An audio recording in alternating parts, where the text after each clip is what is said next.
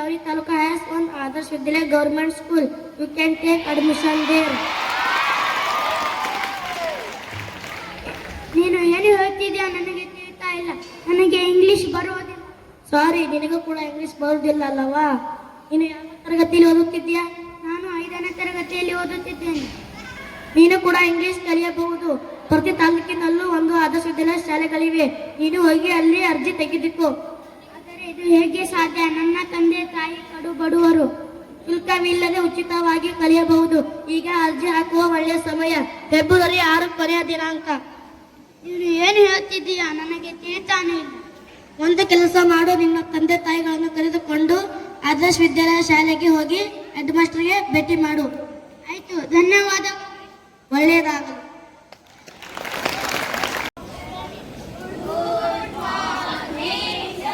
Very good morning students. ಎಲ್ಲರಿಗೂ ಆದರ್ಶ ಶಾಲೆಗೆ ಸ್ವಾಗತ. ಮಕ್ಕಳೇ, ನಿಮಗೆ ಇಲ್ಲಿ ಏನಾದರೂ ತೊಂದರೆ ಇದೆ?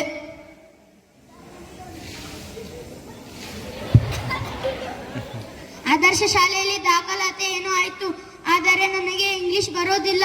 ಆದ್ದರಿಂದ ನನಗೆ ತೊಂದರೆ ಆಗ್ತಾ ಇದೆ. ಒಬ್ಬನೇ ಸಮಸ್ಯೆ ಇಲ್ಲ, ಬಹಳಷ್ಟು ವಿದ್ಯಾರ್ಥಿಗಳಿಗೆ ಸಮಸ್ಯೆವಾಗಿದೆ.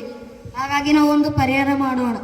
ಒಂದು ಕಲಿ ಮತ್ತು ಕಲಿಸು ಮತ್ತು 1992ರಲ್ಲಿ ನಡೆದ ಸಾಕ್ಷರತಾ ಆಂದೋಲನದ ವಿಧಾನವನ್ನು ಅಳವಡಿಸೋಣ.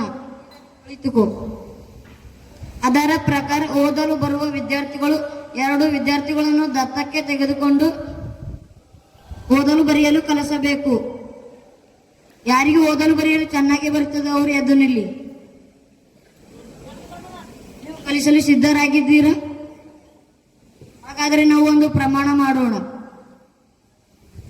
ನಾನು 10ನೇ ತರಗತಿ ಬರುವವರೆಗೆ ನನ್ನ ಬಿಡುವಿನ ವೇಳೆಯಲ್ಲಿ 2 ವಿದ್ಯಾರ್ಥಿಗಳನ್ನು ಅಕ್ಷರಸ್ಥರನ್ನಾಗಿ ಮಾಡುತ್ತೇನೆ ಎಂದು ಪ್ರಮಾಣ ಮಾಡುತ್ತೇನೆ.